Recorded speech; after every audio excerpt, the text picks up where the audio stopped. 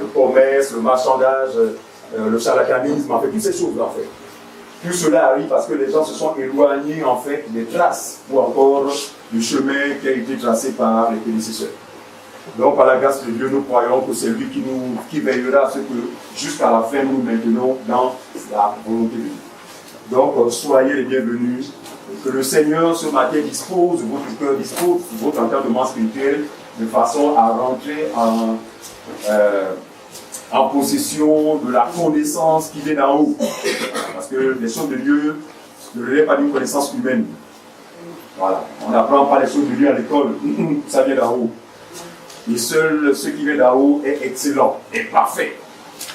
Alors donc, c'est ce qui disait que nous rendons. Nous ne nous appuyons pas sur nous-mêmes parce que d'ailleurs nous sommes absolument rien. Mais nous croyons que Dieu a établi dans l'Église des ministres de la parole capables de rendre un ministère de qualité. Un ministère qui va permettre au plus grand nombre d'ouvrir les yeux et d'accéder à la vérité. Donc, on va se lever s'il vous plaît. Nous avons des Bibles. Ceux qui n'en ont pas, faites évidence. C'est à côté de toi. Ceux qui n'en ont pas, vous pouvez en prendre, je vais vous en servir. Voilà. Voilà, on va lire ensemble un passage. C'est 1 Corinthiens, chapitre 14, verset 36. S'il y a un thème à donner au passage de ce matin, c'est l'évangile ou les évangiles. L'évangile ou les évangiles. C'est le thème qu'on peut coller justement avec le passage. Donc 1 Corinthiens chapitre 36, 14, le verset 36. Tout le monde y est? 1 Corinthiens. C'est la page 1164 pour ceux-là qui ont lu ce temps. Page 1164. 1 Corinthiens 14, verset 36. On peut y aller? Voilà, on y va.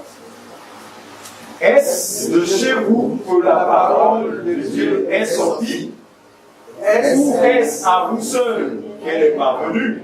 Verset 37. Si quelqu'un doit être prophète ou inspiré, qu'il le reconnaisse que ce que je vous ai écrit est un commandement du Seigneur. Verset 38. Et si quelqu'un l'ignore, qu'il l'ignore. Que Dieu bénisse sa parole et qu'il nous donne le sens. Amen. Amen.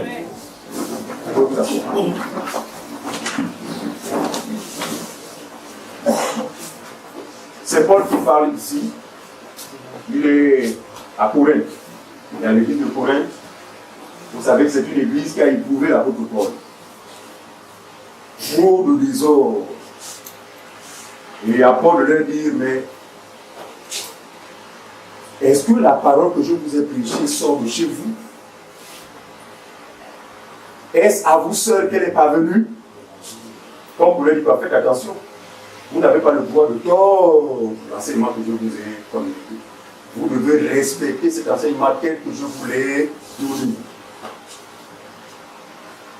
Il dit, si quelqu'un se croit prophète ou spirituel, qui reconnaissent que mes instructions sont un commandement. Maintenant, si quelqu'un veut ignorer cela, qu'il ignore.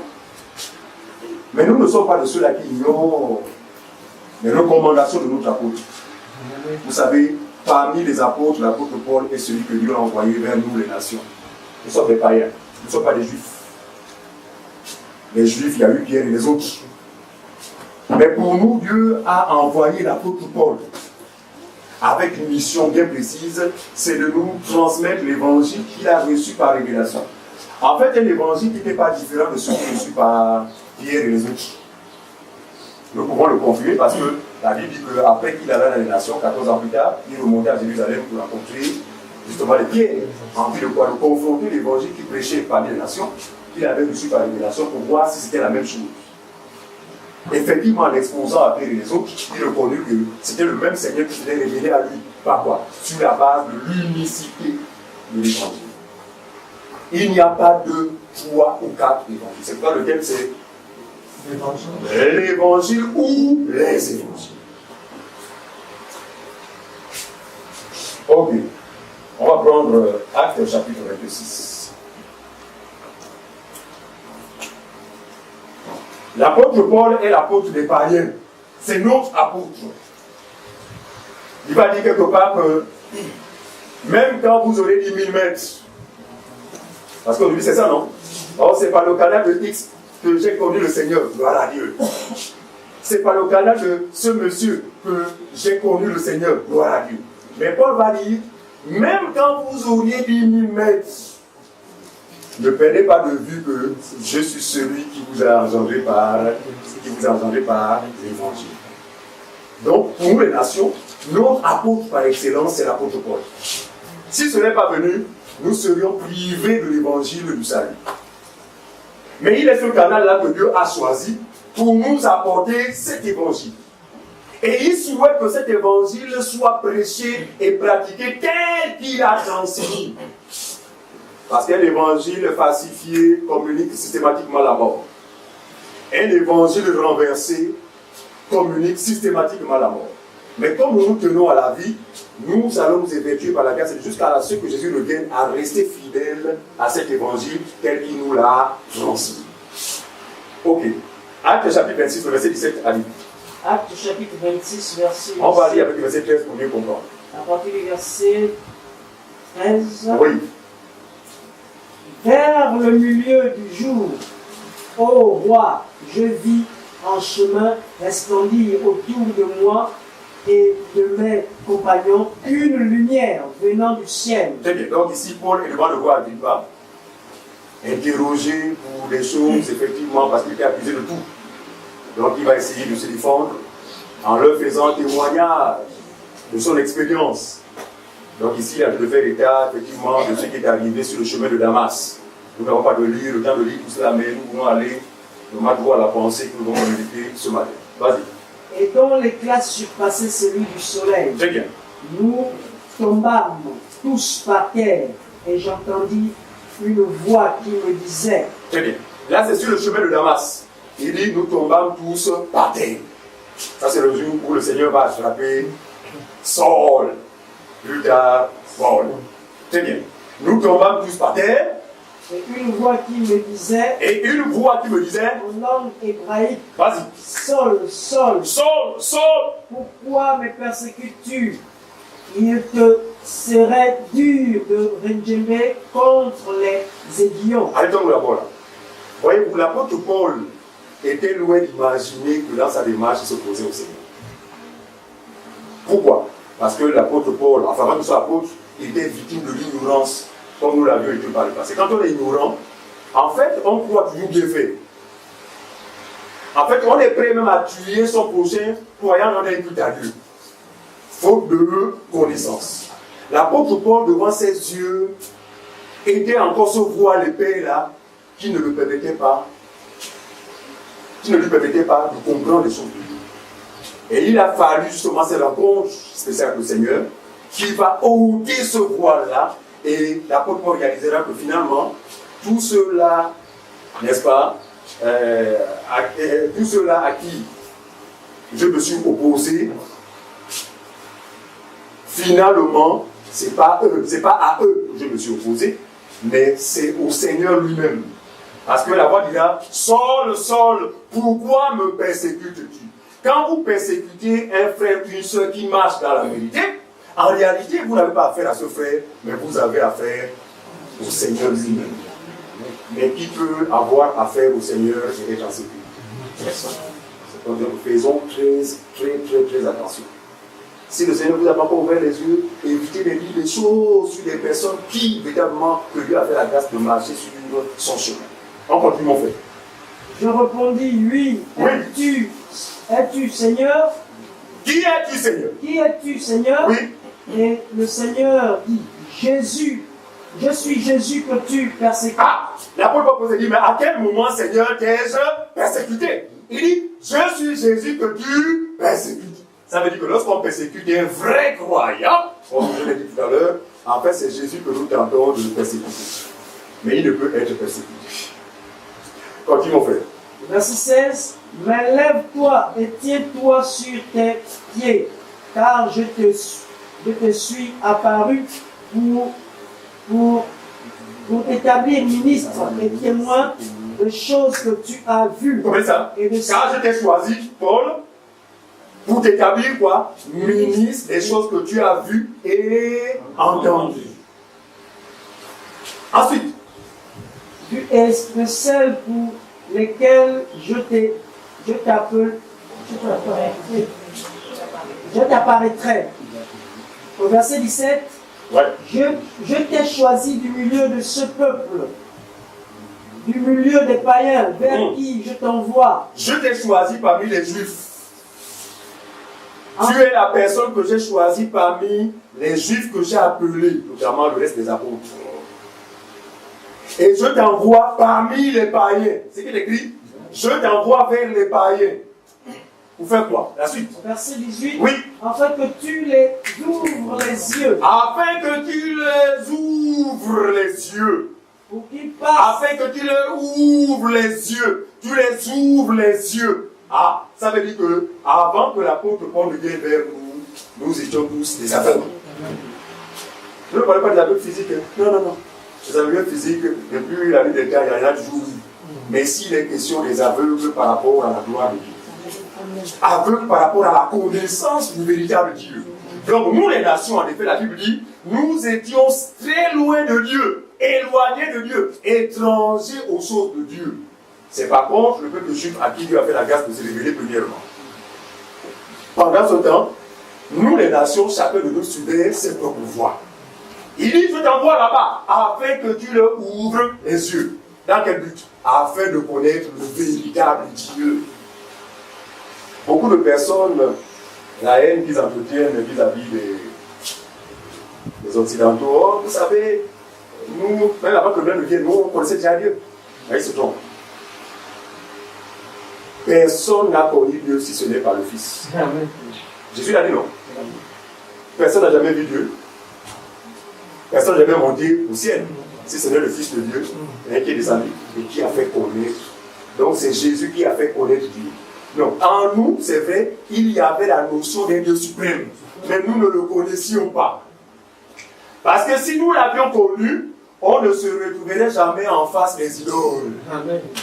On n'aurait jamais eu pour Dieu le djembé, le politique, bref, tout ce que nous connaissons. Parce que chacun de nous a sa culture.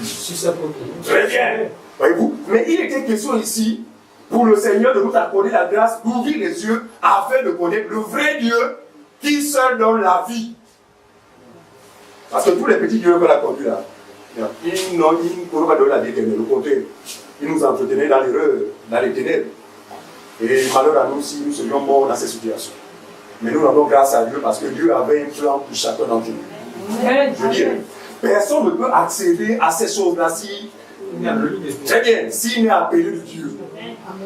Donc si quelqu'un a la grâce d'écouter, c'est ça veut dire que Dieu vous a connu avant la fondation du monde. Par conséquent, vous ne pouviez vous perdre. On y va. Afin que tu les ouvres les yeux. Yeux. Pour qu'ils passent de ténèbres à la lumière. Très bien. Voyez bien que l'apôtre Paul a venu dans les nations. Dieu ne lui donne pas des colis. Dieu ne lui donne pas du savon. J'ai vu il y a quelques jours, hier d'ailleurs, sur Facebook, un pseudo-prophète qui invite tous ses fidèles à porter un morceau de savon. Vous avez vu ça? S'appuyant sur une parole mal interprétée de Job. Job qui ne fait pas mention du savon, ce qui passe même de ceux qui se lavent. J'ai vu sur le Facebook chacun qui a mis un morceau de savon. C'est extrêmement grave. Donc, Dieu ne donne pas à l'apôtre Paul un support pour nous ouvrir les yeux. Parce que le but de Dieu, suivez-moi bien, le but de Dieu, c'est que nous ayons les yeux ouverts. Dans quel but? Pour voir le Fils. Jean 6, 40. Il faut qu'on comprenne ces choses-là. Pourquoi le Seigneur dit à ceux que Paul nous ouvre les yeux? Et Paul n'avait aucun support. Il n'avait pas de sel, il n'avait pas de riz, il n'avait pas d'eau. Dans quel but? Jean 6, 40. Jean 6, 40. Vas-y, mon frère. C'est la page 1068 pour ceux là qui ont l'édition du Seigneur. Regardez le doigt là où nous sommes. Jean 6, 40. Oui. Il la parole de Dieu. La volonté de mon Père, Oui. c'est que quiconque voit le Fils. C'est qui comme ça? La volonté de mon Père est que quiconque voit le Fils, est-ce que quelqu'un peut voir le Fils s'il est aveugle? Et croit en lui Et croit en lui est la vie éternelle. et qu'il est la vie éternelle. Est-ce que vous comprenez ça? Est-ce que vous établissez un rapport avec la mission que Dieu accorde à l'apôtre Paul? Il dit afin que tu leur ouvres les yeux. Ça veut dire que par le moyen de l'évangile véritable, quiconque écoute cet évangile, croit à cet évangile, les yeux s'ouvrent. Et quand les yeux s'ouvrent, vous ne verrez jamais un prophète venant du Congo, de Côte d'Ivoire et des États-Unis. Dès que les yeux sont ouverts par l'évangile, la personne que vous voyez, c'est la personne de Jésus. Nous ne parlerons jamais ici des noms. Pourquoi? Parce que nos prédécesseurs n'ont jamais prêché les hommes. Ils disent quelque part, ils disent que nous ne nous prêchons pas à nous-mêmes. C'est fort. Mais aujourd'hui, regardez les évangiles qui sont prêchés. Oh non, Kakou Philippe, oh Branham. Aucun d'eux n'a prêché un homme. Ils ont été appelés par le Seigneur Jésus pour aller parler de lui. Et comme nous sommes sur les traces, ne vous attendez pas un jour que nous prêchons sur un individu. Parce que si nous prêchons sur un individu, cela ne vous sera d'aucun avantage. C'est pas ça qu'on comprend. Parce que tous les humains, au contraire, ont besoin de Jésus pour vivre. Maintenant, si on peut parler un homme, vous allez dire comment? Et comme nous sommes soucieux de votre parole, de votre salut, nous ne vous parlerons que de celui qui accorde la vie éternelle à quiconque croit. C'est celui que nous présenterons et que nous présenterons toujours, en toute occasion favorable ou non. On y va. On revient dans Actes chapitre 26. Verset 18. Pour Oui. qu'il passe des ténèbres à la lumière. Très bien. Donc ici, vous voyez bien que l'apôtre Paul n'a aucun support, mais il a en lui ce qui lui a été confié. Et qu'est-ce qui lui a été confié? L'évangile. Aucun support. Mais quel évangile? L'évangile de la foi. L'évangile qui suscite la foi. Lorsqu'une femme, un homme l'écoute. Parce que la foi vient de ce que l'on entend. Et ce que l'on entend vient de la parole de Dieu. Donc personne ne peut manifester ou avoir la foi selon Dieu sans écouter l'évangile de la foi. C'est pas ce qu'on comprend.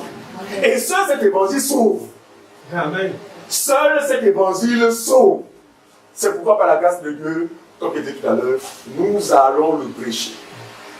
Quoi que cela nous coûte. Et d'ailleurs, nous n'avons pas été les premiers à être emprisonnés pour l'évangile de la vérité. Le maître, la signalité. Il dit ça, non? Le serviteur n'est pas plus grand que le maître. Non, nous ne voyons que les hommes. La Paul a dit, si je plaisais aux hommes, je ne serais pas serviteur. Un serviteur de Dieu ne craint pas les hommes, mais il craint Dieu. Amen. Parce qu'il a été appelé de Dieu, et celui que Dieu appelle dit les paroles de Dieu. Mais nous ne pouvons pas les corrompre pour les falsifier. Nous dirons ce qu'il y a à dire, sachant que ce que nous disons sera forcément sanitaire pour une ou deux personnes. Amen.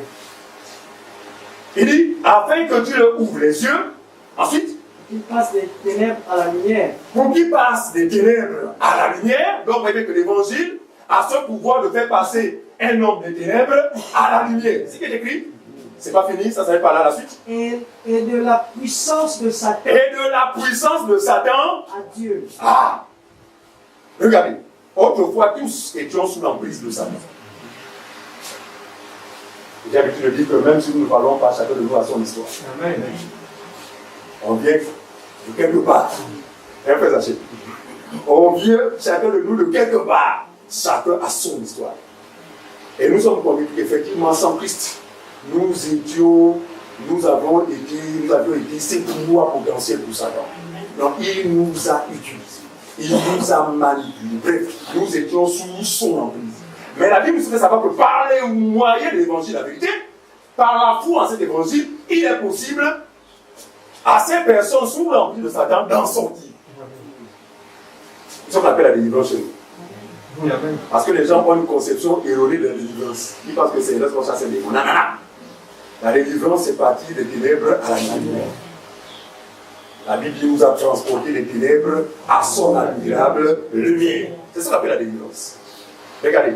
Pour Israël, on pouvait parler de délivrance. Pourquoi? Parce que Israël est parti d'un point à un autre. De l'Égypte et en dehors de l'Égypte. Voilà la délivrance. Regardez. Cette délivrance ne viendra jamais par des travaux spirituels. les prétendus travaux spirituels auxquels on vous soumet.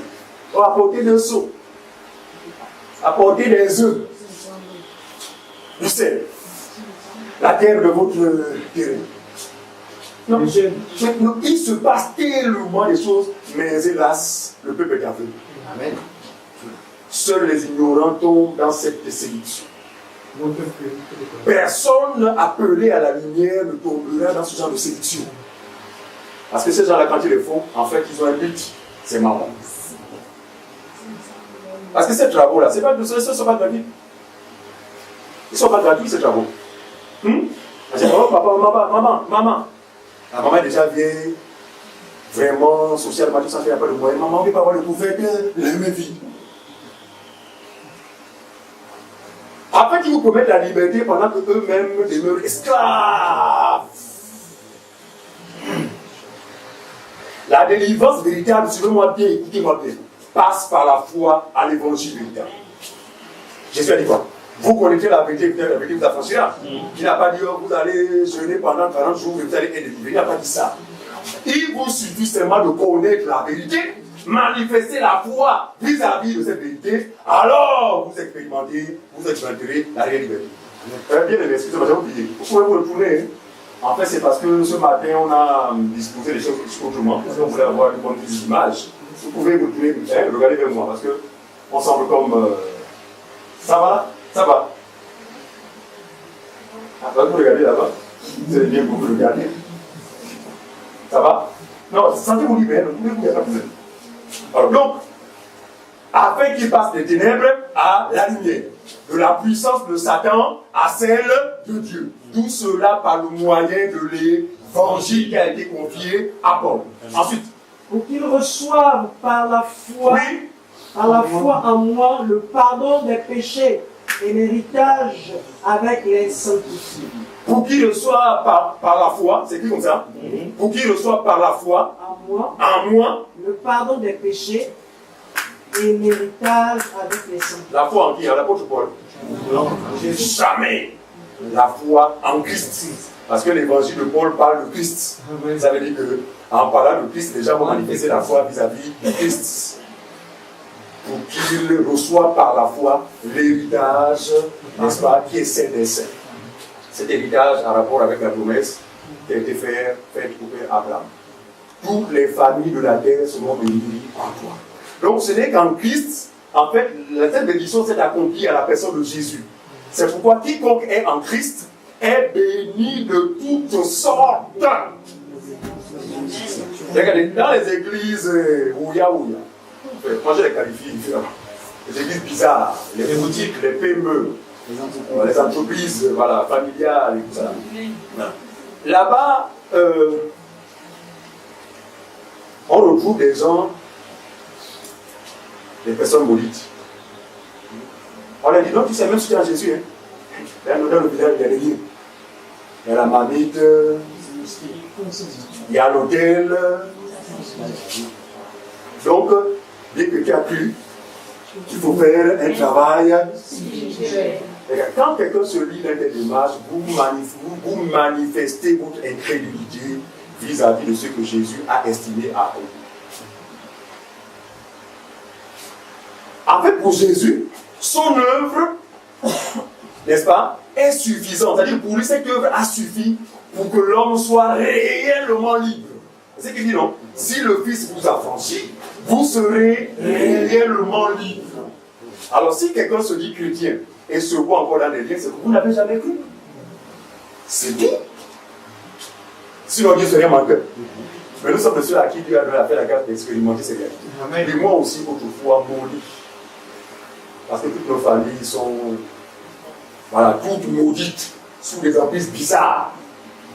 Mais lorsque Dieu fait la grâce à un membre d'une famille de croire au Seigneur, ce dernier sort de cette emprise. Donc c'est le reste de la famille qui va continuer à couper jusqu'à ce que la grâce leur soit accordée.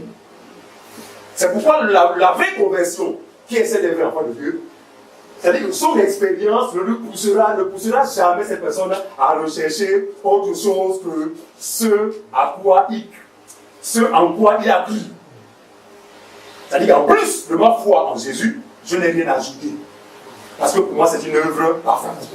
Une œuvre incomparable. Une œuvre accomplie une bonne fois pour toutes. Une œuvre accomplie une bonne fois pour toutes. Cela sous-entend qu'on n'a plus rien à ajouter. Une œuvre parfaite et complète. Et Jésus l'a dit sur la croix, il dit, tout est accompli. Maintenant, si tu dis que tu es chrétien, tu continues à être sous l'empire de Satan, c'est simple. Tu n'as jamais cru. Tu as besoin de recevoir l'évangile de la foi, de manifester la foi vis-à-vis de cet évangile, et je n'en dis pas plus, tu vas expérimenter la réelle liberté. Donc Jésus ne parle pas de liberté, mais il parle de réelle liberté. Le monde procure des libertés, accorde des libertés aux gens. Après 12 ans de prison, on est libre. Pour nous, ce n'est pas ça la liberté. Mais nous parlons de la réelle liberté. C'est-à-dire que celle qui vous sort complètement de la mort pour la vie. C'est bon, frère? Alors, verset combien? Ok, allons Galates chapitre 1. Galates chapitre 1, le verset 11 à 13.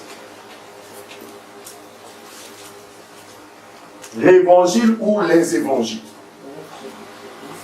Donc, c'est cet évangile qui a été confié à l'apôtre Paul, n'est-ce pas? Pour que cet évangile soit prêché parmi nous, non parmi les païens, parmi nous les nations. Alors, Galates chapitre 1, quelqu'un peut lire, hein? Oui. Il n'y a pas de spécialiste à la lecture. Ah, celui qui a la page peut faire la lecture. Librement.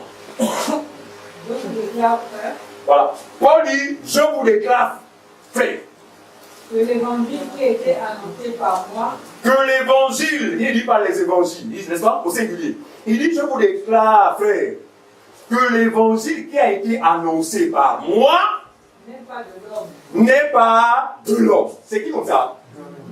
Est-ce que tout le monde a lu? Comme vous dites pas encore, la sœur de l'Union a d'ajouter des choses. Il dit, hein, l'évangile, il dit, je voudrais témoigner d'un fait. Lequel? L'évangile qui a été annoncé par moi n'est pas de l'homme. C'est pourquoi on l'a dit au départ, est-ce de chez vous que l'évangile est sorti? L'évangile ne vient pas du monde, l'évangile vient d'en haut. Et lui certifie cette en disant que je vous déclare que l'évangile que vous annoncez n'est pas de l'homme. Ensuite, verset 12. Oui. Car je ne l'ai ni reçu ni appris d'un homme. Ni reçu d'un homme, ni appris d'un homme. Regardez, découragez-moi tous vos parents qui vont dans les écoles de théologie pour aller apprendre Dieu. Ils seront incapables de le connaître. Pourquoi? Parce que Dieu ne s'apprend pas. Amen. Mais Dieu se révèle. Amen. Amen. À qui il veut, et là, c'est grâce. Quand Dieu se révèle à vous, c'est une grâce. Ce n'est pas un mérite. Tu vas comprendre. Donc, attirez l'attention de vos parents, même papa, vous gaspillez de l'argent, tout ça, là, Dieu ne s'apprend pas. Laisse ça, c'est du gaspillage. Parce qu'effectivement, ceux qui construisent ces écoles recherchent simplement. Regardez, Jésus savait que l'argent et le ministère de Dieu ne font pas bon ménage. C'est pourquoi il nous manquait d'attirer l'attention à ces apôtres de dire que vous ne pouvez servir Dieu que maman. Vous finirez par paquet plein, tous deux sont de maîtres. Vous allez haïr un et aimer l'autre. C'est possible. Donc par conséquent, aussi dès que je vous appelle, mettez une croix sur maman. Sinon il vous sera difficile vraiment de faire l'œuvre que je vous ai confiée fidèlement. Vous comprenez ça? Donc, tous ces aventuriers-là, parce que plusieurs d'entre eux le sont devenus pour diverses raisons. Et puis elle dit, ah, moi j'ai fait dans ma vie, j'ai raté ma vie, il faut que je devienne homme de Dieu. Non, on ne le devient pas. C'est un appel spécifique. Amen. On ne devient pas homme de Dieu, mais c'est un appel que Dieu adresse à des hommes et à des femmes avant la fondation du monde, mais qui doivent se matérialiser au temps donné, fixé par Dieu. Ça veut dire que parmi les mondains là, il y a des appelés, il y a des ministres de parole, mais leur temps n'est pas encore arrivé de rentrer dans la maison. Je comprends ça. Regardez, nous sommes de ceux-là et nous n'avons pas envie de témoigner cela. Mes parents me connaissent, je n'ai jamais eu de l'aspiration. Jamais j'ai aspiré à faire ce que je fais. Par contre, je reconnais que mes aspirations étaient des désirs. Vous savez, j'étais dans la tendance gospel. Et donc, moi, j'avais toujours rêvé d'être une star gospel. Ici, c'était ma propre pensée, mais ce n'était pas la pensée de Dieu. Et que Dieu avait un plan dans ma vie. Et j'ai été freiné il y a quelques années dans mes élans. Et puis, il a été bouleversé. Et d'aucuns aujourd'hui, on va exercer, mais mon frère, qui t'a formé, qui a appris ça, moi, je l'ai passé. Je ne sais pas où c'est sur ta tête. Mais je comprends que le même Jérémie le prophète, n'est-ce pas, fut choisi et établi avant la fondation du monde. Tout cela que Dieu a prévu, n'est-ce pas, d'établir dans le ministère de la parole de l'Église, le sont également. Ça ne s'apprend pas, mais c'est Dieu qui appelle. L'apôtre Paul n'avait pas pour ambition dans sa vie de faire le tour du monde pour prêcher l'évangile. Mais Dieu avait un plan pour lui, n'est-ce pas, dans ce sens. Il a simplement été rattrapé par le plan de Dieu. Vous allez être rattrapé par le plan de Dieu. Qui que vous soyez, même si vous avez des projets, vous allez être confondus. Vos projets personnels vont tomber. Pourquoi?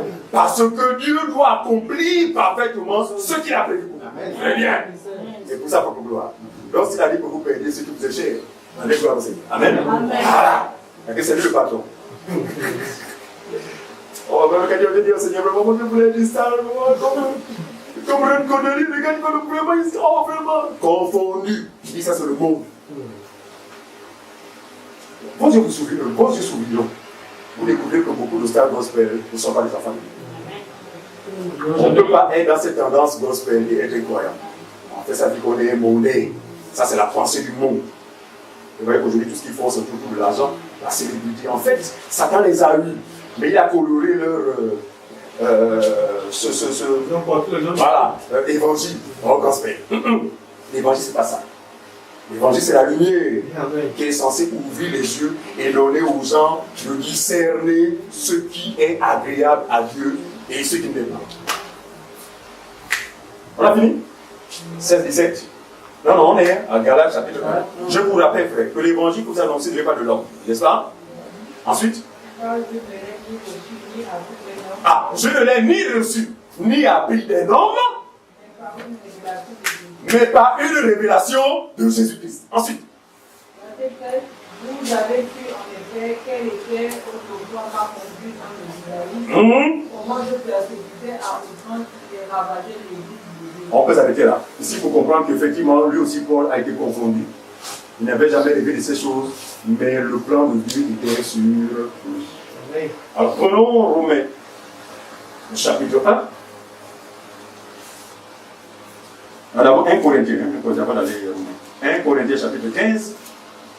1 Corinthiens, chapitre 15, le verset 1 au verset 3. Alors, c'est même jusqu'à table. 1 Corinthiens, chapitre 15. 1 Corinthiens, chapitre 15. Le verset 1 à 4. Verset 1 à 4. Très bien. Je vous rappelle, frère. Je vous rappelle, frère. L'évangile que je vous ai annoncé. Oui. Que vous avez reçu, dans lequel vous avez. Est-ce que vous constatez que l'apôtre Paul ne manque pas de rappeler aux frères et aux sœurs la qualité de l'évangile qu'il a annoncé? Vous voyez comment? Il ne manque pas de rappeler. Puis attention, l'évangile là, ce n'est pas l'affaire des hommes. Vous avez intérêt vraiment à vous soumettre à cet évangile. Parce qu'il est salutaire. Vas-y. L'évangile que je vous ai annoncé. L'évangile que je vous ai annoncé. Que vous avez reçu, dans lequel. Que vous avez reçu, d'accord? Et dans lequel vous persévérez. C'est ça? C'est notre cas, non? On a reçu cet évangile et par la grâce de Dieu, nous persévérons. C'est une chose. Mais une autre chose, vas-y. Verset 2. Oui. Et par lequel vous êtes sauvés. Et par lequel vous êtes sauvés, c'est cet évangile-là qui nous sauve. Par lequel vous êtes sauvés. Si vous le retenez tel que je vous à condition. C'est qui comme ça?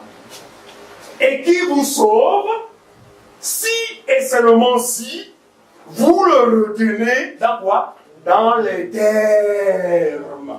Vas-y, Félix. Si vous le retenez tel que je vous l'ai annoncé, autrement vous auriez cru en vain. C'est qui noir sur blanc? Est-ce qu'on a besoin de révélation pour comprendre ces choses?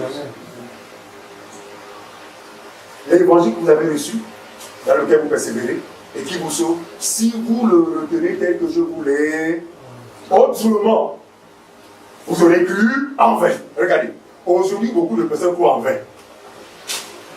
Non, ils vont à l'église, ils payent des dîmes, ils chantent. En fait, ils vaquent à toutes les activités possibles dans ces milieux religieux-là, mais on crie en vain. Pourquoi? Parce que dès lors que l'évangile est falsifié, ça ne l'est pas. Il dit, et qui vous sauve? Si et seulement si vous le reprenez tel que je vous l'ai transmis. Est-ce que l'apôtre Paul a transmis un évangile au demande de ça d'apporter des supports? Est-ce que l'apôtre Paul a prêché un évangile qui exige aux croyants d'aller régulièrement à Jérusalem pour aller chercher la bénédiction? Frère, nous se souviendrons et vous allez pleurer vraiment pour nos parents. Je vous assure, vous pouvez savoir la douleur qui nous habite. Quand on regarde nos parents, pourtant bien zélés, bien disposés, mais victimes de l'ignorance. Regardez, Romains chapitre 10. L'apôtre Paul va faire un témoignage au sujet de ses frères les Juifs. Qui, en matière de zèle, était vraiment parfait. 1 Corinthiens 10, verset 1 à 3. On n'a pas fini, on va le venir. Verset 3. Oui. Je vous ai enseigné avant tout comment je l'avais aussi reçu. Que Christ est mort pour nos péchés selon les Écritures. Très bien.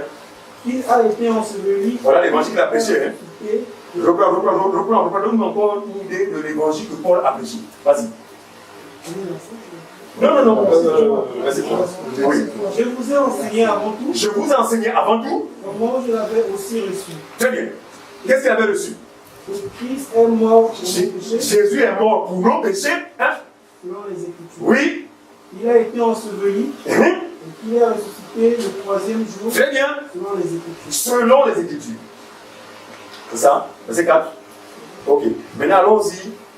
Admirer le zèle de nos frères les Juifs.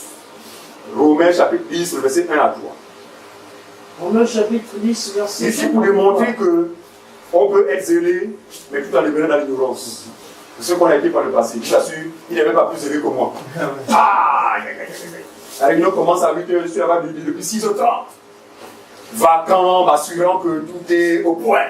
Quel zèle admirable. Mais une chose me manquait, c'est la connaissance. Vas-y, mon frère.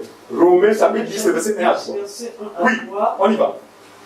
Frère, le vœu de mon cœur et ma prière à Dieu pour eux, c'est qu'ils soient sauvés. De qui fait-il allusion ici? Ses frères. Les Juifs. Il dit, je prie le Seigneur. Regardez, les Juifs, c'est des personnes zélées dans la pratique de la loi qui a été transmise par Moïse. Mais Paul aussi était sous ce régime-là.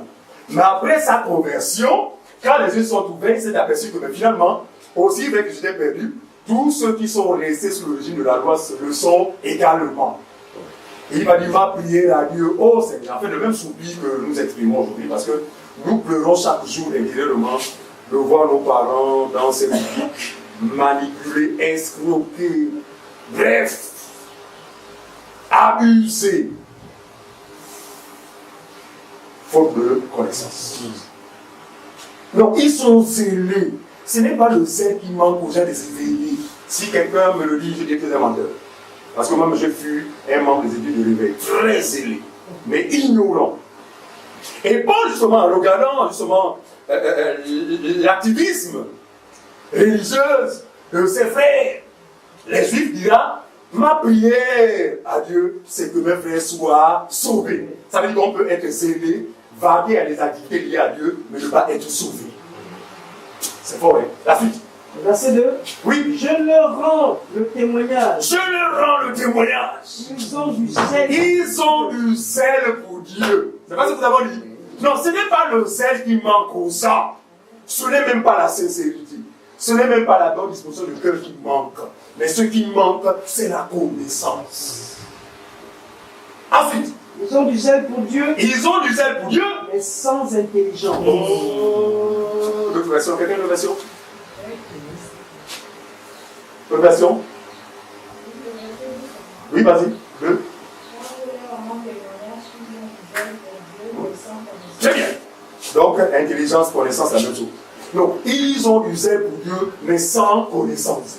Mais qu'est-ce qu'ils ne connaissaient pas? Ils ne connaissaient pas la justice de Dieu. Ils ne connaissaient pas le moyen par lequel Dieu sauve. Et c'est le cas de toutes les religions du monde. En fait, tous les membres des églises de réveil, catholiques et tout ça là, une seule chose. Ce n'est pas le zèle qui manque, c'est l'ignorance du moyen par lequel Dieu sauve. La suite, pour le réveil. Verset 3. Oui. Ne connaissant pas la justice de Dieu Ne connaissant pas le moyen par lequel Dieu sauve, et cherchant à établir et cherchant eux-mêmes à établir leur propre moyen, c'est ce qui se passe dans l'Église. Or, moi, je sais que je serai sauvé parce que je fais comme ça, parce que je fais comme ça. C'est pas été par le passé, non? Donc, on dit que bon, en vivant la chasteté, grâce à la chasteté, non pas que la chasteté est mauvaise, hein. Là, c'est bien de vivre de manière chaste. D'accord? Mais nous nous sommes appuyés, faute de connaissance, sur nos chastetés pour justifier notre salut. Frère, est-ce que tu vas bien sauver? Je suis sauvé. Pourquoi? Je me sanctifie. Je le vis, je le vois. Ça, c'était ma propre justice. Donc, ne connaissant pas la justice de Dieu, ils se sont établis leur propre justice. De quoi on pensait que leur salut dépend de leur capacité à donner les offrandes, les livres et toutes ces choses-là. Enfin, chacun de nous a mis en place une justice. Voilà. Chacun de nous a une justice propre à chacun. Laissant de côté la véritable justice qui sauve l'homme ou sauve. On y va. Ils ne se sont pas soumis à la justice de Dieu. Très bien. Ils ne se sont pas soumis quoi? À la justice de Dieu. Autrement dit, ils ont négligé le moyen par lequel Dieu sauve. Comme ce fut le cas à l'époque de Noé, Dieu avait mis en place un seul moyen pour être sauvé. La majorité a négligé ce moyen pour s'appuyer sur leur propre moyen. Mais ils ont été confondus. Seuls ceux qui ont été sensibles, les 8 personnes, lui ont dit, ah, nous pensons qu'en dehors de ce moyen-là que Dieu nous donne, il n'y a pas de salut. Et Jésus, en venant dans le monde, dira ceci. Ce qui se passa du temps de Noé arrivera de même lors de l'avènement du Fils de l'homme. Ça veut dire quoi? On aura encore en face de nous cette génération qui dira que non, en fait, la foi en Jésus, ça ne suffit pas. Ou encore, nous ne pensons pas que c'est la foi seulement, il nous faut abandonner. C'est comme ça qu'on faisait là-bas. Donc notre vie qui était basée sur des règles. Des règles morales. Oh non, je ne vais pas avoir bonne pensée. Oh. Quand mauvais pensée de la personne, on le sent, le sang de Jésus, le feu. On a été dans le milieu bizarre par le passé. Donc nous étions bizarres. Et une bizarrerie justifiée par quoi? Par les faux enseignements qui nous étaient inculqués par les faux ministres. Voyez-vous? Donc ainsi, la foi pour nous n'avait plus de valeur. Non, la foi, non, c'est pas ça. Pour nous, la foi était insignifiante. Par conséquent, il fallait nous appuyer sur les moyens humains, physiques, relevant de nos propres efforts pour accéder dans la vie éternelle. Regardez, laissant ainsi de côté la justice de Dieu. Regardez, Paul va voir dans l'évangile qu'il a prêché un bienfait. Suivez-moi bien. Il va découvrir un bienfait à travers l'évangile qu'il va prêcher. Il va se rendre compte que l'évangile qu'il prêche, en fait, a en son sein la justice. En fait, c'est l'évangile qui révèle aux hommes le moyen par lequel ils peuvent être sauvés. Donc, si vous n'avez jamais reçu, il n'est pas étonnant que vous cherchiez vos propres moyens pour être sauvés. Regardez le cas de nos amis musulmans, nous frères, que nous aimons bien d'ailleurs. Leur salut, mon ami, répond à plusieurs règlements. Ils sont dans des réglementations pas possibles. À quelle heure il faut suivre la direction du soleil? Charge. Souvent ça fait derrière les prétextiments. Tu vois, l'espèce de support qu'on dit pour centre, pour le remontage, hein, en cas de panne. Quand tu dis une bouteille qui est là. Vous avez remarqué ça? Si.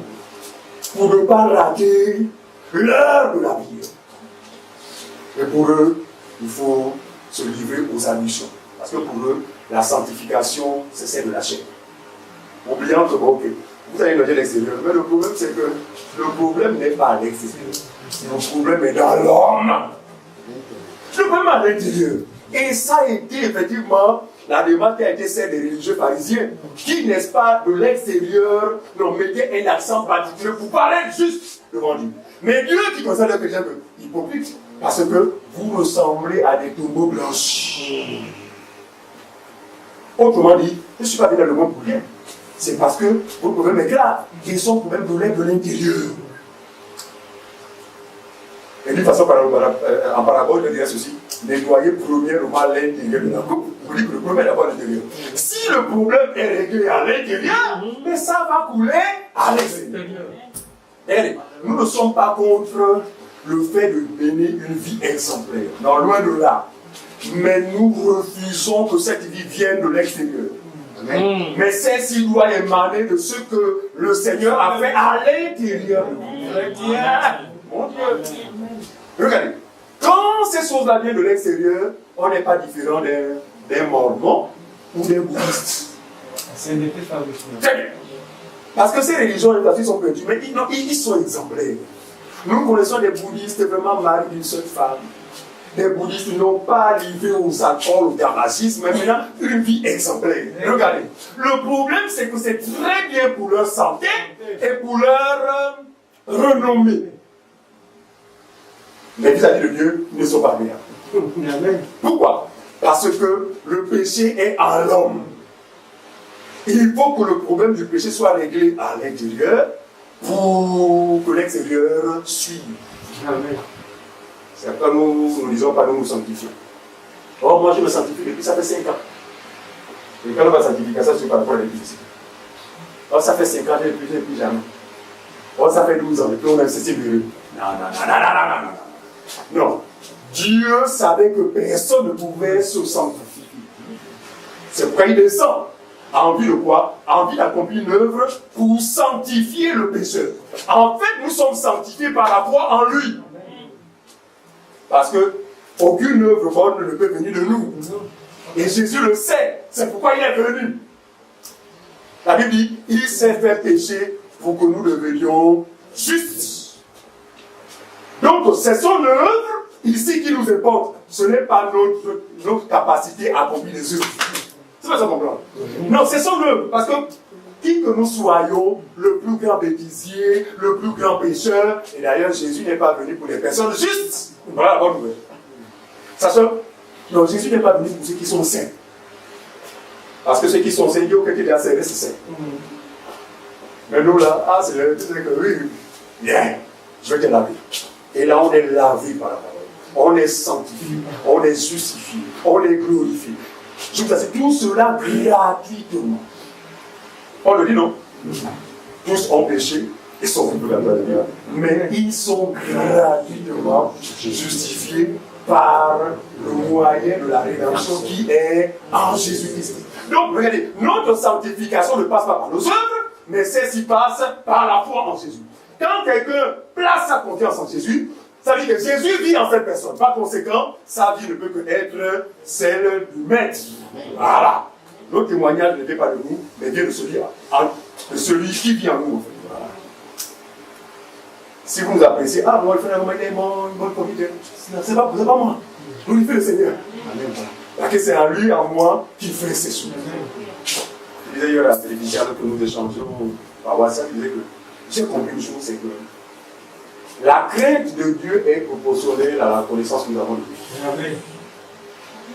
C'est pourquoi les gens font des commerces à nom de Jésus, parce qu'ils ne connaissent pas. Tu ne peux pas connaître Dieu et manipuler ton procès au nom du Seigneur. Non. Tu ne peux pas escroquer ton procès, bien-aimé, au nom du Seigneur si tu connais Dieu. Or, la connaissance de Dieu va te donner de voir le Seigneur à travers ton procès. Par conséquent, tu ne pourras jamais le manipuler ou l'escroquer. C'est pas ça qu'on comprend. C'est pourquoi nous mettons un accent particulier comme l'église primitive qui, elle, enseignait chaque jour. Parce que c'est l'enseignement qui permet la croissance. Et dans cette croissance, comme on disait, les yeux s'ouvrent davantage et on a la connaissance du véritable. C'est là où la crainte a tout son sens dans le cœur. Sans la connaissance, sans les enseignements, vous allez demeurer un chrétien craignant Dieu entre griffes. Parce que nous avons comprendre que la crainte, le prétendu crainte de Dieu, en fait, c'est la crainte des hommes. Voilà. Ils sont des personnalités. Devant les faits, ils ont une attitude de fréquentité. va avoir le même au quartier. Dieu le connaît pas. Pourquoi? Parce qu'il a fabriqué sa sainte vie. Or, quand elle est en toi, mais quoi? Mais c'est une vie. On parle de vie chrétienne, non?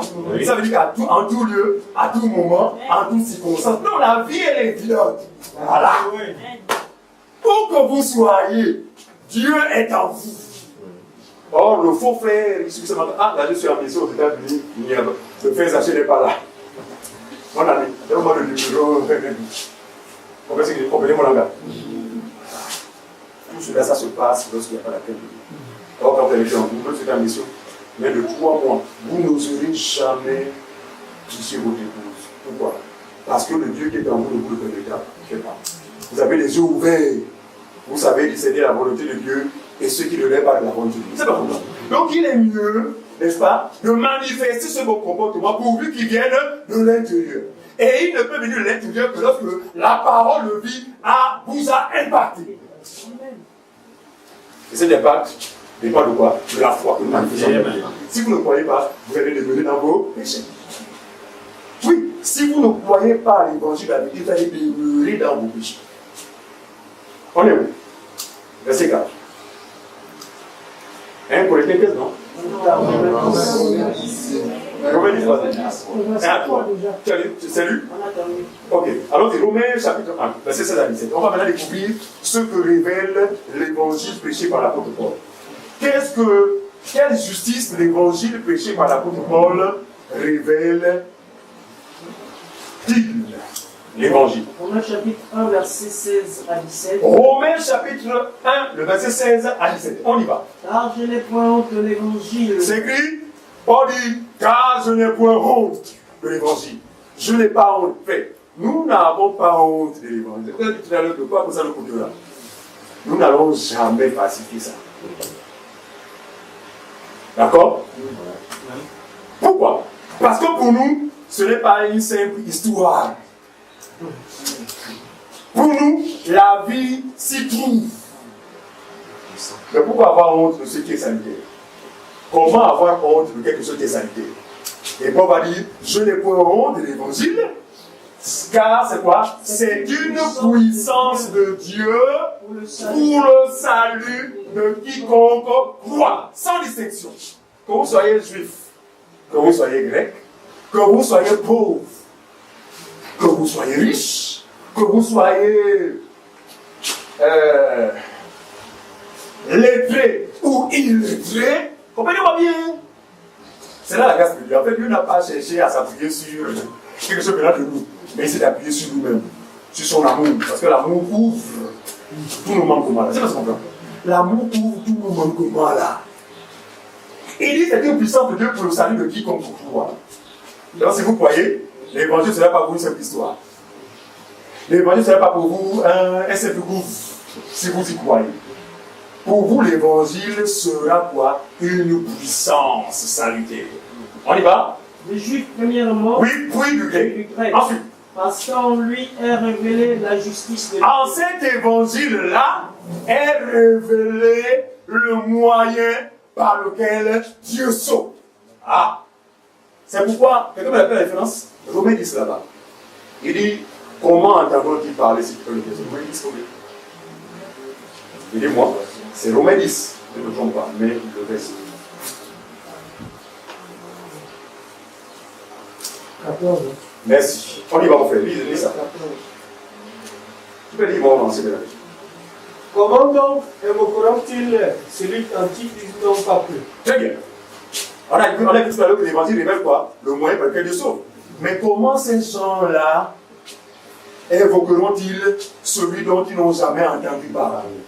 Et est-ce que vous voyez la nécessité pour nous d'user de tous les moyens pour propager cet évangile, sans lequel personne ne sera sauvé? Quand je parle de cet évangile, ce n'est pas l'évangile qui est propre à nous. Amen. C'est l'évangile qui a été prêché par nos prédécesseurs et qui a sauvé plusieurs. Qui peut encore sauver aujourd'hui? Qui sauvera demain après nous? Si le maître revient. Ah. Tu vas te comprendre. Vas-y. Et comment croiront-ils en celui dont ils n'ont pas entendu parler? Voilà. Comment ces gens-là, nos parents, vont-ils croire en celui dont ils n'ont jamais entendu parler? point d'interrogation. Continue, mon frère. Et comment entendront-ils parler s'il n'y a personne qui prêche? C'est dit comme ça, non? Vous voyez bien qu'il y a nécessité vraiment de nous investir quant à la divulgation de l'évangile. Ensuite, Au verset 15, et comment y aura-t-il des prédicateurs s'ils ne sont pas envoyés? voilà, chers amis, le problème qui a fait défaut. Il est une chose d'être prédicateur, il y a une autre d'être appelé. Voilà ce qui a causé le trouble en fait.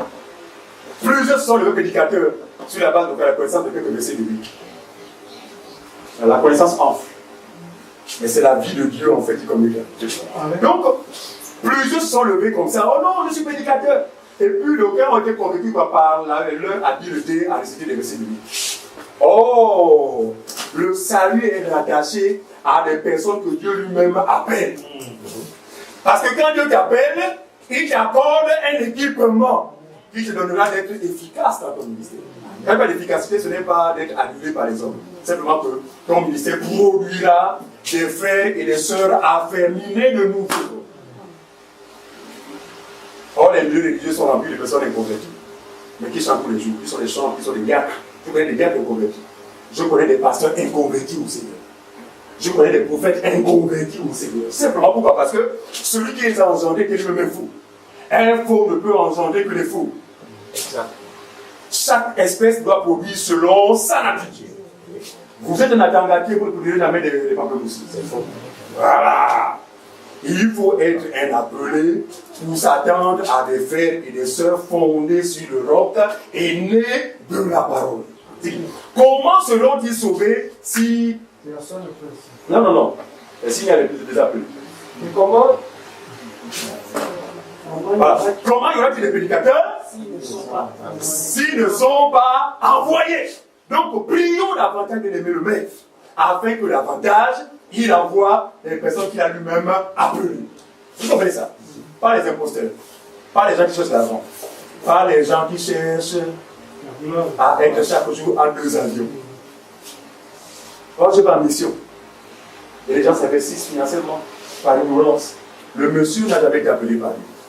Le monsieur va aux États-Unis pour aller engendrer les fils de la rébellion. Jésus l'a dit. Il dit malheur à vous qui me faisait pour parcourir la mer, hein, pour aller en faire des prosélytes. Les fils de la GN, j'ai bien, Matthieu 23. Donc il y a des gens qui font des missions chaque jour en 2 avions, non pas pour aller apporter l'évangile pur, mais pour aller pourrir la vie des innocents, faute de connaissance. Mais nous reconnaissons aussi qu'effectivement, il est nécessaire que les vrais ouvriers, effectivement, se déploient pour le salut du plus grand. On revient, on est dans Romains 1, 16, 17. Donc, quand en lui est révélé quoi? La justice de Dieu, c'est ce qu'il écrit. En cet évangile est révélé le moyen par lequel Dieu sauve, justice de Dieu par la foi, donc le salut par la foi, c'est écrit comme ça. Et pour la foi. Il faut vérifier. Hein. Regardez, dans cette assemblée, nous, on est comme nos frères, nos prédécesseurs, les frères de Dieu. Dans les assemblées des saints, on n'est pas sous ceux que nous voyons. Donnez-moi un bon amen là, sinon je ne prêche pas. Vous n'avez pas tenir des posteurs parler comme ça, non? Tu ne peux pas tenir un langage dans l'assemblée des saints. Tu vas être repris. L'assemblée des saints enseigner. C'est quoi cette affaire-là? Ah, donc tu es venu pour ta propre gloire ou quoi? Si vous ne donnez pas un bon amen, je ne prêche pas. Oh, donnez-moi un amen chaud. Qu'est-ce que ça veut dire? Voilà. Il va dire, cette fois, amen, amen, amen, amen. Et c'est tous les mamans mal affaiblies qui sont toujours là. Les mamans. Je vous aime les mamans. Je n'ai pas les aux mamans de l'autre côté là. Amen, amen, papa, pêche, amen, dis-le. Et cinéma, dis tout, papa, dis tout. Oh, Seigneur. Ça devient carrément des lieux de. Comment ça, des lieux de.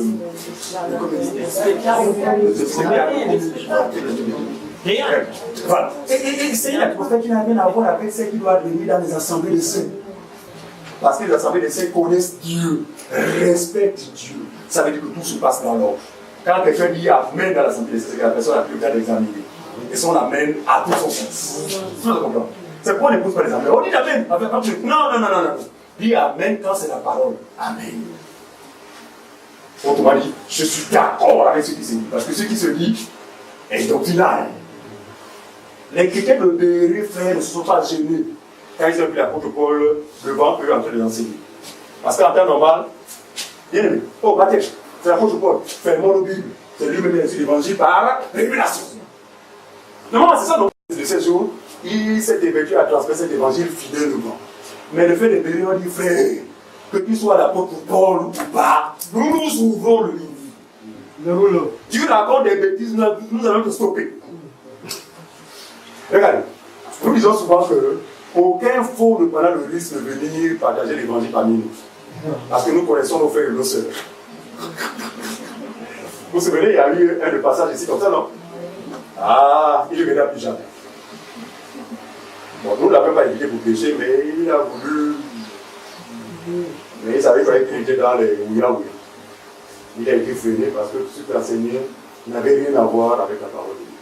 En fait, il a fait que transmettre ce qui avait été impliqué ailleurs. Bref, l'assemblée des saints doit être affermie et fondée sur la vraie parole. Amen. Voilà, pour être à l'abri de la séduction. Nous vivons des temps bien aimés particuliers où Maman, Satan a appuyé sur l'accélérateur. Mais la seconde. Autrefois, lorsque nous avions les assemblées, nous n'avions que nos Bibles, n'est-ce pas, non? Ouais, même moi, pour la Bible, c'est comment c'est seulement pour la musique. Je reconnais que j'étais, moi, la musique. J'y allais juste pour aller danser et jouer mes quelques airs. Mais regardez cette génération. Maman, tu vas où? Alléluia. Tu as pas le sable là. Vous verrez un bidon vide. Vous verrez du sable, du sel, du savon. Vous allez me comment là-bas au marché, du marché. Maman, tu vas où? Alléluia. Ah, mais tu vas faire quoi avec tout ça? Non, le prophète a dit qu'on peut amener ça. Oh mon Dieu. Voilà la manifestation de l'ignorance. Parce que ce prophète sera incapable de vous communiquer la parole qui peut vous faire vivre. Mais il vous entraînera à des pratiques en fait qui ne viseront que ces choses, la satisfaction de votre chair. Or, l'apôtre Paul a dit que dans les derniers temps, les gens ne supporteront plus la simplicité, la parole pure, mais ayant la démangeaison d'entendre des choses agréables. Chacun de se donnera des foules. Je suis une femme, je suis élevé. Je n'irai pas vers n'importe quel prédicateur. J'irai forcément chez un prédicateur qui prêche les bébés. Je suis au chômage. Je n'irai pas sur celui qui dit que non, délivrance, ça c'est tout. Je n'irai que sur celui qui dit que mon frère, donne ton dossier, parce que je vois ton grand-père qui est assis sur le dossier. Oh mon Dieu, nos papiers souffrent. Bien-aimé, Église de Jésus, manifestez l'amour à l'endroit de vos grands-parents. C'est une grâce d'avoir un grand-père, une grand-mère, une grand-mère. Moi j'en ai perdu, mais heureusement que dans mon ignorance, je les affectionnais tellement. Je les affectionnais. On passait du temps ensemble, et avec ma grand-mère, c'était vraiment, non, c'était super. C'est une grâce. Il ne faut pas haïr vos parents, parce que Dieu ne les a pas suscités par hasard. C'est pas ça qu'on comprend. Honorez-les. Même quand vous aurez réuni toutes les preuves que ce sont des sorciers. Dieu nous donne une attitude en tant que croyants. Pas la vengeance. Pas les haïrs. La Bible dit quoi? Faites bien. Ah. Il dit, en agissant ainsi, vous donnez à Dieu de prendre ses responsabilités de père. C'est pas ça qu'on comprend. Ne vous vengez point vous-même. Quand on se venge nous-mêmes, souvent on fait mal. Et pas ça de encore contre nous-mêmes. Non. Nous, on se met du côté du Seigneur. Sachant que le Seigneur, pour nous, nous sommes des fils et des filles du Seigneur. Lequel d'entre vous laissera son fils ou sa fille se faire frapper par quelqu'un qui est de passage chez vous, à l'extérieur? Dans ce jour-là, si vous n'êtes jamais battu, ça va se passer le jour-là. Même si jamais vous avez un coup, ce jour-là, ça va passer. Pourquoi? Parce qu'il s'agit de votre enfant. Il dit, vous, les hommes, méchants que vous êtes. Vous êtes méchants. Je vous ai démontré que vous êtes tous des pécheurs, des méchants. Mais vous savez néanmoins donner vos choses à vos enfants. Lequel de vous a donné à son fils un serpent? Papa, je veux la galette. Mais c'est une maison. Noé vient chez vous, quand papa, je veux la galette, toi, je ne sais pas. Pourtant, nous étions méchants. Il dit combien de fois votre Père céleste, mon Dieu, ça veut dire qu'il est celui qui nous défend et qui nous défendra. Il y a quelques années ici, je ne sais pas, bien pas. Un voisin nous embête tellement, mais nous avions toujours une attitude un peu vraiment très aimable à son endroit. Et puis lui, pour lui, c'était une question, c'était de la faiblesse qu'on manifestait. Il ne savait pas que nous savions que, en s'en prenant à nous, c'est tombé entre les mains de mon Père. Et nous n'avions jamais une attitude de valeur vis-à-vis de lui. Un soir, ma femme se souvient, un soir, pendant que nous dormons, sur notre toit, quelque chose de très grand, gigantesque tombe dans le toit. Sur le toit. Ah. Je sors. J'essaie de faire le tour, marcher, aucune trace et tout ça là. Ah, il me semble que quelqu'un a voulu venir faire quelque chose chez nous. Mais comme nous sommes des fils du royaume, bon, laissons comme ça. 2 ou 3 jours plus tard,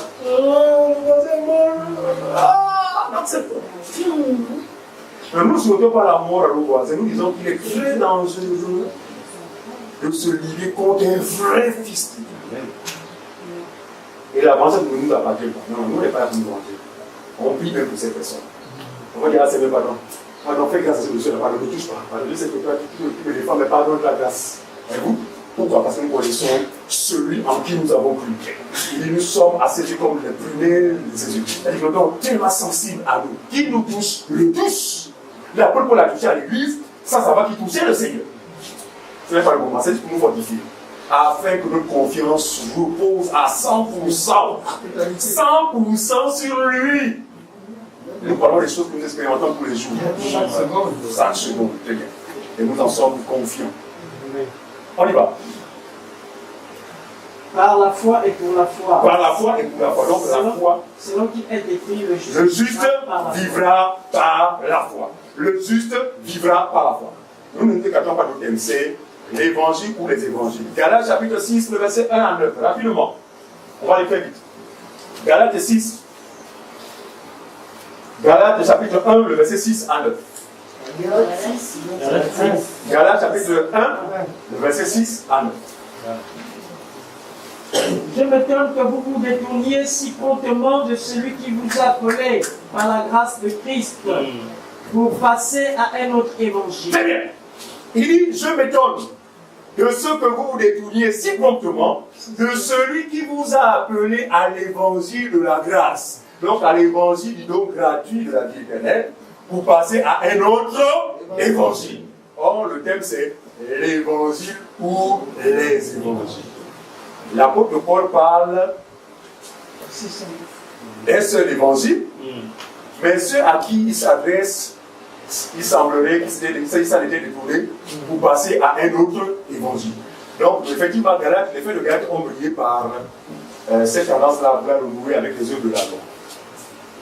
Et pour Paul, c'était un autre évangile. On continue. Verset 7. Oui. Non pas qu'il y ait un autre évangile. C'est écrit, non pas qu'il y ait un autre évangile, mais il y a des gens qui vous troublent. Voilà. C'est-à-dire qu'il n'y a pas deux évangiles, mais il y a des gens qui vous troublent. Et qui veulent quoi? Et qui veulent renverser, qui veulent falsifier l'évangile de Christ. Ça, c'est bon, je ne sais pas si vous comprenez. C'est pourquoi, regardez, c'est pas parce que les gens sont dans le faux que tout le monde est faux. Hein? Vous prenez cette image, c'est pas parce qu'il existe des faux billets qu'il faudrait s'abstenir de tout billet de banque. Mais c'est à nous de faire la part des choses. L'user de discernement. Non pas qu'il y ait notre évangile, mais il y a des gens qui vous troublent et qui veulent renverser l'évangile. Qui sont ceux qui troublent? Ce sont toutes ces personnes-là qui ont ajouté, qui ont inventé des choses et qui ont collé à l'évangile. Non pas qu'il y ait notre évangile, mais il y a des gens qui vous troublent et qui veulent renverser l'évangile. Continue mon frère. Mais quand nous-mêmes, les apôtres, quand un ange du ciel annoncerait un autre évangile. Il dit, même quand ce serait nous-mêmes. Je suis venu à Corinthe, je vous ai présenté l'évangile tel qu'il devait être présenté. Maintenant, 4 ans plus tard, je reviens à Corinthe avec l'évangile falsifié. Si je le fais, dit l'apôtre Paul, que je sois maudit à jamais. C'est ce qui est écrit. Même quand nous-mêmes, les apôtres, ou même quand un ange descendait du ciel, pour annoncer un autre évangile s'écartant de celui que je vous ai prêché, que cet ange soit anathème. Regardez, nous vivons les temps où bientôt il y aura des apparitions comme ça. Un faux frère en Christ, une fausse sœur en Christ, vrai un ange. Par ignorance, se procédera devant cet ange. Et l'ange viendra avec un message. Dieu m'a envoyé. Il te dit que désormais, tu dois te laver 5 fois par jour avec de l'hysope et de l'huile d'onction. L'ange a parlé, non? L'ange a parlé.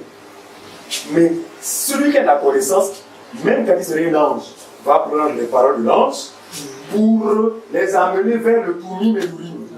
Quelle idée de l'Urim et le Toumim? Sous la première alliance, le souverain sacrificateur avait des sortes de gilets composés de 12 pierres.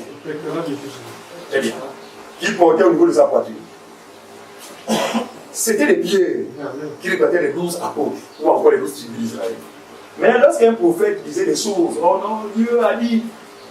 Et quand on s'apercevait que celui-là, est-ce que c'est vraiment Dieu? Appelez ce prophète-là. Et le prophète venait devant le souverain sacrificateur qui devait prononcer les mêmes paroles que Dieu lui aurait dit en face du Toumim et l'Urim, donc devant ce gilet-là qui avait une pierre. Si le prophète-là, si c'est Dieu qui n'avait jamais parlé à ce prophète-là, les 12 pierres vont se mettre à clignoter. C'est fort, hein? Donc là, il y a pas encore de bonne technologie, on va dire que non, c'était une pile. Les 12 pierres vont commencer à clignoter pour dire que c'était un faux prophète. Et dès ce moment, à travers ce titre était la Bible. C'est fort, hein? Le Toumim et l'Urim, c'est la doctrine de Christ. C'est sur cette base que nous jugeons les frères, les faux et les vrais. C'est sur cette base-là. Ah, tu es vraiment un frère, hein? Parce que ce que tu dis vraiment un rapport avec vous. On peut garder aussi qui était. Laetitia, ma soeur Zérémonie Péli, Janice, Marie, un frère qui ne communie pas avec nous, qui nous a écoutés. Nous l'avons écouté, c'est un pasteur. Et on s'est rendu compte qu'on a le même langage. Ah! Et puis, poussé par l'esprit, je dis mon frère, partage. L'église, c'est pas pour l'homme. Si tu es un homme dans l'église, allez, fais usage de ton homme. Et puis au PK9, il a commencé à partager. Il a été cohérent comme nous le sommes. Et pourtant, on ne vit pas ensemble. On n'a pas dit l'évangile par la même personne. C'est pour dire quoi? L'évangile est unique.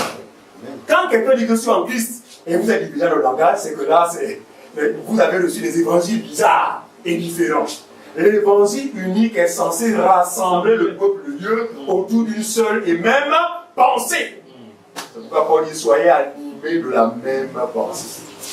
Merci Seigneur. On y va. Donc maintenant, descendez du ciel pour apporter notre évangile qui soit anathème.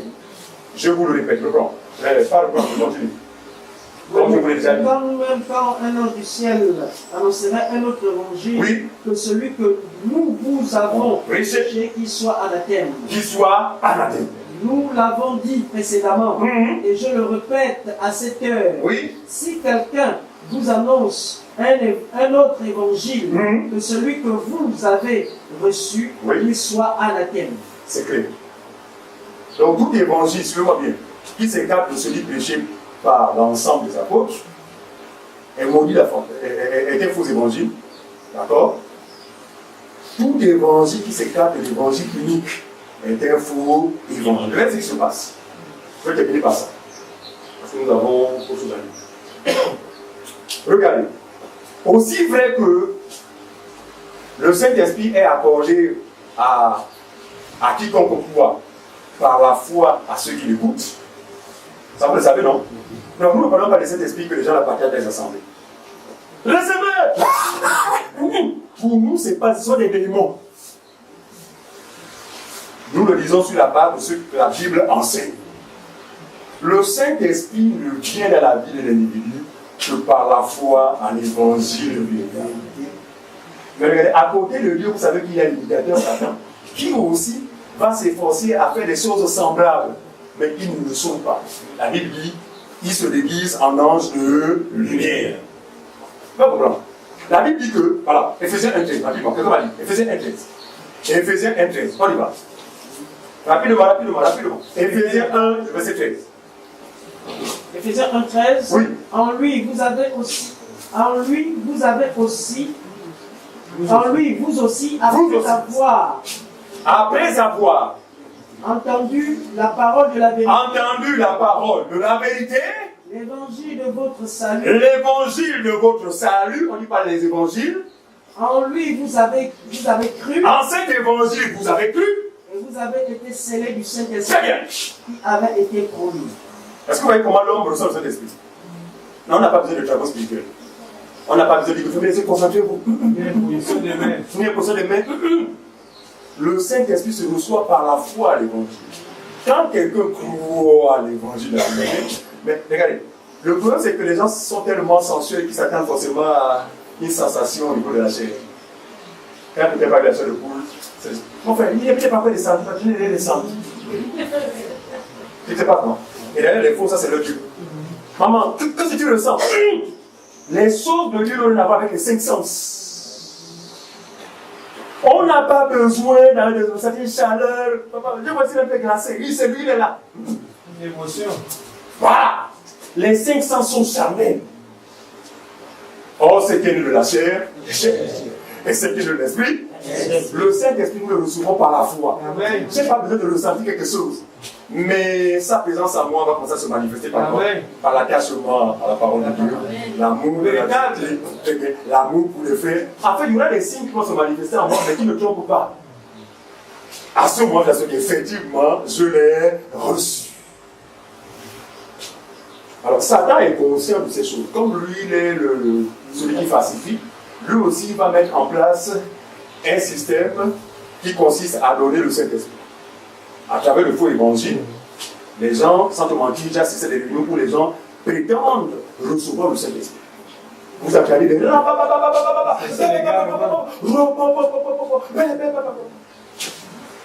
Et puis quand on n'a pas la connaissance de l'esprit, ah vraiment non, ah vraiment, il y a le Saint-Esprit ici. Celui qui a enseigné rien qu'à partir du bababa, c'est vrai que ce n'est pas le Saint-Esprit. C'est pas ça qu'on comprend. Non, ça choque, mais on n'a pas le choix. Celui qui a enseigné rien que sur la base du langage barbare, là, il dit, le Saint-Esprit de Dieu ne fait pas des choses comme ça. Il saura que là, nous sommes en assemblée des démons, pas en assemblée des saints. C'est comme ça, va comprendre. Mais tu t'assures des manifestations. Mais un Saint-Esprit qui vous prend dans les trans, nous soyons sérieux. Lequel des Écritures a été posé dans les trans au nom du Saint-Esprit? Personne. L'esprit légal, ouais. C'est pas ça qu'on comprend. Et il a dit parfois même que le fils, parfois, il se dit même, oh, voilà, fais ma veste. Je pense à la veste, il la jette. C'est maman, comment ça? Le Niki là. La même veste là-bas. Non, non, non, non, non. L'assemblée des saints, c'est non. Amen. C'est le personne de poser des questions, c'est que là déjà, ah, mais tu dis quoi faire? On va poser la lumière sur ces questions. Ce que nous voulons dire, c'est que le Saint-Esprit se reçoit par la foi. C'est un passage dans Galate aussi, Galate 3. Je vais le démontrer. Galate chapitre 3. Galate chapitre 3. Voilà. Galate chapitre 3. Voilà, appelons rapidement. À partir du verset 1. Bon, je vais lire, allez rapidement. Espérant qu'il y a eu avec même des filets. Ok, Galates chapitre 3 avec le verset 1. Il dit, ô Galates, dépourvu de sens, qui vous a fasciné aux yeux de qui Jésus-Christ a été peint comme crucifié? Verset 2. Voici seulement ce que je veux comprendre. Est-ce par les œuvres de la loi que vous avez reçu le Saint-Esprit ou par la prédication de la foi? C'est comme ça. Donc le Saint-Esprit se reçoit à quoi? Par la prédication de la foi. Celui qui croit à ce qui est prêché, Dieu veut lui accorder le Saint-Esprit qui ne projectera pas par terre pour mourir des sous-vêtements. Mais quel est ce Saint-Esprit indécent qui les a mis déjà dans l'assemblée? Posez-vous pas des questions. Saint-Esprit, Saint-Esprit, pour les habiller les femmes. Pour le casser les chaises. Plusieurs nations sont avec des blessures. Quel est ce Saint-Esprit? Etienne de Dieu, on dit ça. C'est pourquoi une seule chose, persévérer dans la doctrine de Christ, vos yeux s'ouvriront davantage et vous saurez à ce moment-là aller voler au secours de nos parents qui s'embrouillent dans la bêtise. Voilà. Tous mes parents, la majorité sont dans la bêtise. Seule ma mère à qui j'ai fait la classe, je le connais véritablement. J'ai une soeur parmi nous, elle était avec nous ici, mais elle a pas gentil pour moi. Maman, c'est de la visite, il n'y a pas longtemps, à pas gentil. C'est ma mère. Voilà. Oui, tout à fait. Donc, une maman à zéro. Mais la maman, là, ma mère, là, jamais un jour ne passe sans qu'elle nous la Bible. Je suis témoin de ce, ma femme peut témoigner. Elle est régulièrement avec nous aussi. Jamais un seul jour n'est passé sans que la maman, là, malgré son âge, nous la Bible. Pourquoi? C'est la manifestation du Saint-Esprit qui en elle, qui pousse cette maman, malgré son âge, à s'affectionner. Et une bonne compréhension des choses de Dieu. J'ai un grand frère aîné qui est passé sur les hommes. Il a une église bâtiment à la marine. Mais ma maman m'a dit que je ne pouvais jamais le dire parce que ce qui est enseigné n'est pas doctrinal.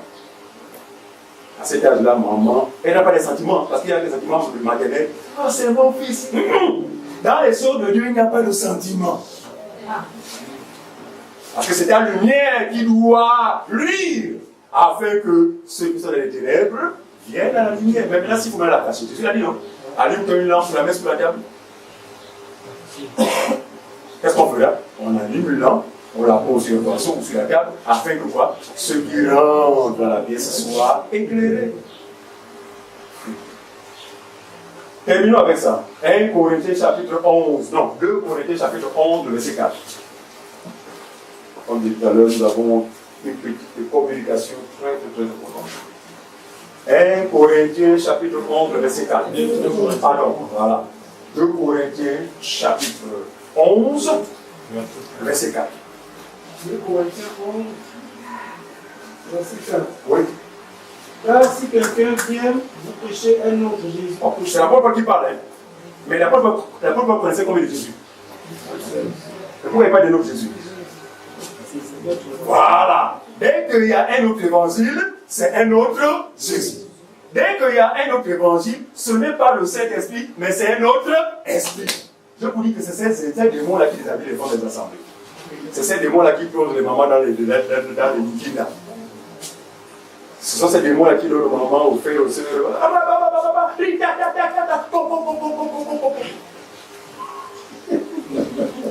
C'est choquant. Nous disons ces choses à la levée des Écritures. Parce que pour les anciens, quand on est enseigné sur le parler en langue, non? Vous êtes suffisamment assis là-dessus, n'est-ce pas, non? Voilà. C'est pas du riz-papa. C'est pas du robobo. Quand Paul dit que si quelqu'un fait comme ça, la liste, il le citer. Là, ça fait l'excellence. Quand un frère. Bon, encore une nouvelle personne, on va être un peu. Voilà, on va faire la connaissance. Mais un parmi nous qui va faire ça, va dire on ne fait pas ça ici. Mais là, si tu es dans le langue, nous ne connaissons pas sur la pause, mais manifeste-le conformément à l'analogie de la foi. Vas-y. Et puis on va là-dedans. S'il y a une interprétation, mon ami, monsieur, ça c'est pas le Saint-Esprit, c'est un autre esprit. C'est pas ça qu'on comprend. Nous ne connaissons pas toutes les langues qui existent dans le monde, parce que sachez que ces langues-là, ce sont des langues des hommes, des langues intelligibles, existantes quelque part dans le monde. Et ces langues-là peuvent être étrangères au milieu de nous. Je vous donne un exemple. Un grec, quelqu'un qui est infant, qui n'a jamais été en Grèce, et voilà maintenant ce que tu as parlé pendant l'assemblée. Alors, en grec, cette langue va être étrangère pour nous, non? On sera là. Oh, il dit pas même. Maintenant, si c'est vraiment le Saint-Esprit, bien qu'il aura parlé en grec, quelqu'un de l'assemblée où la personne elle-même va donner le sens de cette langue afin que l'Église dise Amen. Parce que tout ce qui va se faire dans l'assemblée des saints converge vers un seul but. C'est quoi? L'édification. En quoi serais-je édifié avec du papa, ça édifie quoi? Ça édifie l'Église en quoi? À la rigueur, vous appelez chez vous de façon isolée. Et là encore, n'inventez pas. Soyez langue venant de l'esprit. Je sais de quoi je parle. Parce qu'à un moment donné, j'ai dû fabriquer pour moi suite à un complexe. Parce que je ne comprenais pas de manière. Quand on dit de ce que je suis là, je se passe. Et puis tout d'abord, on fait non, tu n'es pas encore baptisé. Donc, il y a des fois, on les fabriquer pour moi. Mais quelques 3, 4 mots, allez. Ah voilà, tu es baptisé. La bêtise. Ah, ouais, mais lui, c'est à fabriquer pour lui. Je sais que vous avez fabriqué pour ça. Vous êtes des fabricants. Non, on rend grâce à Dieu parce que la connaissance délivre la fausse. Je vous assure que vous allez désormais maintenant vivre, manifester une vie chrétienne authentique qui sera le fruit de la vérité que vous avez reçue. Et quand je vais répéter, c'est le Saint-Esprit. Donc Dieu bénisse sa parole. Vraiment, persévérons, que Dieu nous fortifie et que l'amour soit ce lien-là parmi nous qui doit être un lien indéfectible. Vous constatez que le frère Dieu c'est mon homonyme. Ça fait 3 jours, on ne va plus faire l'assemblée. Attendez pas les anciens pour l'appeler, vous aussi. Ah! L'amour les uns pour les autres. Et quand on va faire des demandes, c'est comment? Et vous pouvez savoir, ça fait du bien à la personne, même quand la personne est éprouvée, pour savoir que, j'ai vraiment une famille. C'est ce que nous efforçons de faire avec nos faibles moyens. Donc, vraiment, pour l'amour véritable, parce qu'on ne peut pas aimer Dieu que nous ne voyons pas si nous n'aimons pas notre prochain. La démonstration de l'amour de Dieu est manifestée par l'amour vis-à-vis du prochain. Que Dieu bénisse sa parole. Amen. Amen. Comme c'est vraiment beau d'être en présence du Seigneur. Alors vous avez quelque chose à lui dire en retour? Moi aussi je veux le bénir. Il mérite vraiment d'être béni. Oui. Nous pouvons le bénir vraiment de tout notre cœur. Mon Dieu, je te bénis.